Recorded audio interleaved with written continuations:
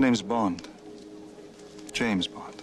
Pierce Brosnan has suffered more heartbreaking losses than most people know. Not only did he lose his wife, but he also lost his adopted daughter, and in the most tragic way imaginable. From the beginning, Pierce Brosnan's life was no fairy tale. Born in Ireland in 1953, he was just a baby when his father abandoned him. Then, when he was 4, he lost another parent. His mother Margaret went to look for work in London, leaving him to the care of his grandparents. Tragically, after both his grandparents died, he ended up alone, languishing in a boarding house. When he was 11 years old, he and his mother were finally reunited. When she brought him to Scotland, the move upended Brosnan's entire life. Not only did he have a brand new home, but he also had a brand new stepfather, William Carmichael.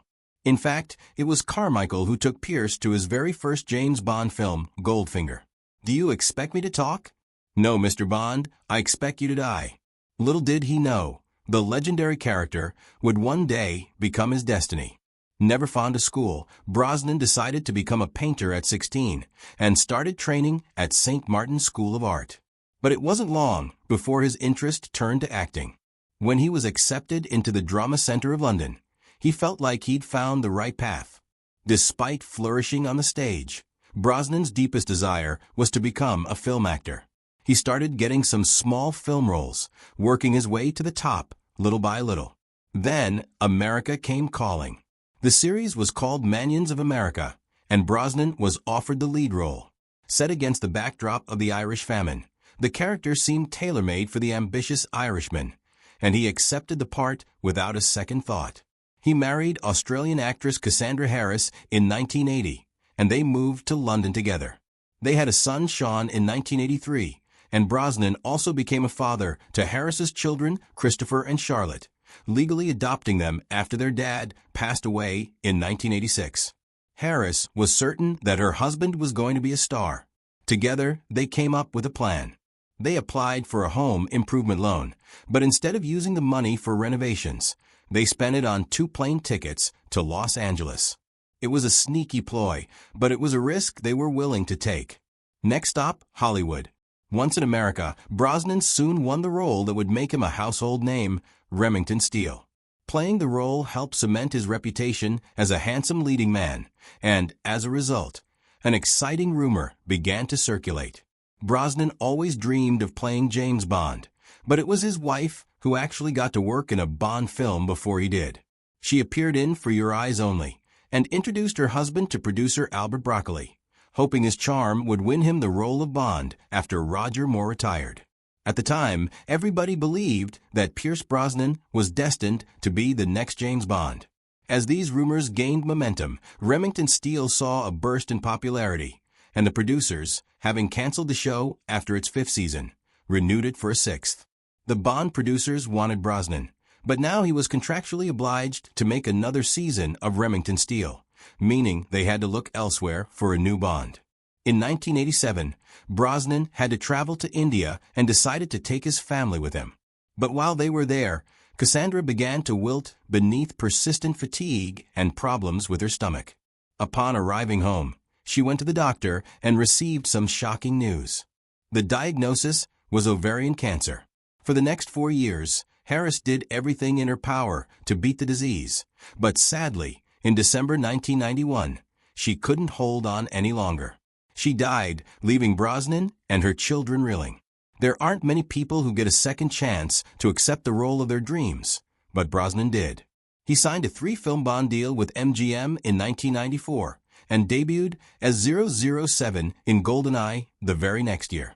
Moviegoers loved Brosnan as Bond. He was suave, smooth, and so charming that it's no wonder that his first outing became the highest-grossing Bond film of its time. Sometimes the stars align, and in 1994, Brosnan got a taste of serendipitous timing. Not only did he land one of the most pivotal roles of his career, but he also got another chance at finding true love. After being a widower for 3 years, it was finally time for him to move on.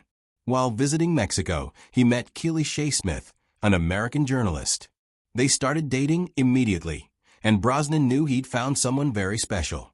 Considering the torment of his solitary childhood, It's no surprise that he delighted in having a large family. He'd already proven himself to be an excellent father to his and Harris's children, and then he welcomed sons Dylan and Paris in 1997 and 2001. After the birth of their second son, Brosnan and Smith married at Ballintubber Abbey in Ireland. Even after his fourth Bond film, Die Another Day, was released in 2002, Brosnan still felt that he could easily do one or two more movies as 007. So when the producers called to tell him that they planned to go a different way, Brosnan was thrown for a loop. But forever the gentleman, he bowed out with grace. Now that this epic chapter had come to a close, the actor was free to take on new and exciting roles. He decided to dip his toes into the world of musicals. Mamma Mia had an all-star cast, and there was one woman he very much wanted to work with. He admitted that he didn't really pay attention to the script, and agreed to do the film as soon as he found out it starred the uber-talented Meryl Streep. But when it came to singing, Brosnan didn't exactly hit the mark. The critics were ruthless.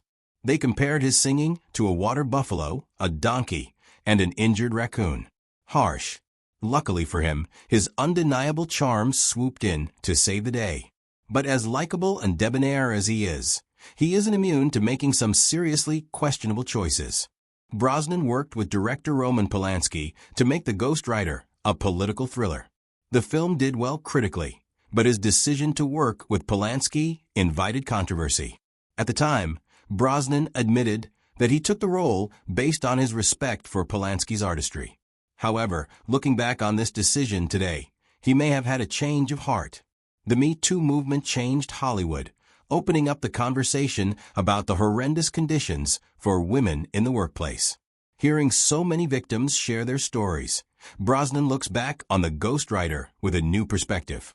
Although he left Ireland when he was only 11, Brosnan is an Irishman first and foremost. He's amused at having played the very English James Bond because he believes that he brought a lot of Irish sentimentality, passion, and melancholia to the role. Still, his passion for life extends beyond his nationalism, and most refreshingly, he harbors a passion that most don't know about. Before he decided his passion lay in acting, Brosnan enjoyed using his hands to make art. When his world turned upside down after Cassandra Harris's diagnosis, he started painting in an attempt to navigate his all-encompassing grief. Since then, painting has been his constant hobby and method of relaxation, and he uses it for a good cause too. He donates the profits from his painting sales to women's health, environmental, and children's charities. After Harris passed, he became a strong advocate for cancer awareness. He's also been an ambassador for UNICEF for the past 20 years. But when it comes to his deep passion for activism, he has a steadfast supporter. His wife, Keely, is also an enthusiastic and involved partner. The couple work with several conservation organizations and have produced a documentary, Poisoning Paradise, on how experimental pesticide test sites are impacting the environment in Hawaii. Although Brosnan strived to be an involved and caring father to his adopted children, he faced some tough situations because of his older adopted son, Christopher. Unfortunately, after his mother's passing, Christopher began to spiral into the dangerous world of drugs. Brosnan tried to help him break free of his addiction, but wasn't successful. He eventually cut Christopher off completely, hoping that his son will recover and find his way back someday. His other adopted child, Charlotte, never gave him a hard time, but fate had a heartbreaking plan in store for her. Brosnan and his family learned to overcome the trauma of Harris's passing and live with their grief, so they felt devastated to learn they'd have to go through it all again when Charlotte's doctors diagnosed her with ovarian cancer too. She was just 41 when she died, leaving behind 2 children. To Brosnan, Charlotte would always be his funny, wonderful daughter, and it tore him apart to watch from the sidelines as cancer claimed her life. If these harrowing chapters taught Brosnan anything, it was the importance of treasuring the ones you love while they're still around. His son Sean is an actor and filmmaker himself, and both his younger sons, Dylan and Paris, are chips off the old block. They both model and attend film school, hoping to follow in their father's footsteps one day. Being a steadfast father has always been important to Brosnan, and his dedication to his boys may well have stemmed from his lonely childhood and absent father. The world can be a small place when you're so famous. That's exactly how Brosnan ended up meeting his biological father while shooting an episode of Remington Steele. The man just strolled up and introduced himself. Pierce had always imagined his father to be a larger-than-life character, but instead he described him as a man of medium stature, pushed-back silver hair, flinty eyes, and a twizzled jaw. More than anything, he wished their reunion had been a private affair. However, despite his father's past transgressions, Brosnan never resented him. Perhaps one of the reasons why Brosnan was such a good father to Cassandra Harris's kids was that he found a great father figure in his own stepfather. William Carmichael was always good to the young Brosnan. When he too got sick, Pierce stayed with him throughout his last days and greatly grieved his passing. Pierce Brosnan has been nominated twice for Golden Globes as a star on the Hollywood Walk of Fame, was voted sexiest man alive by People magazine, as well as one of the 50 most beautiful people in the world, and has an honorary OB for his contribution to British cinema. But even at age 72, Brosnan has no plans of stopping. If you enjoyed this Tales That Tell video, give it a thumbs up and subscribe for more incredible stories. If you want to say in who we cover next, please let us know in the comments. Your support means everything to us. Thanks for watching, and we'll see you in the next one.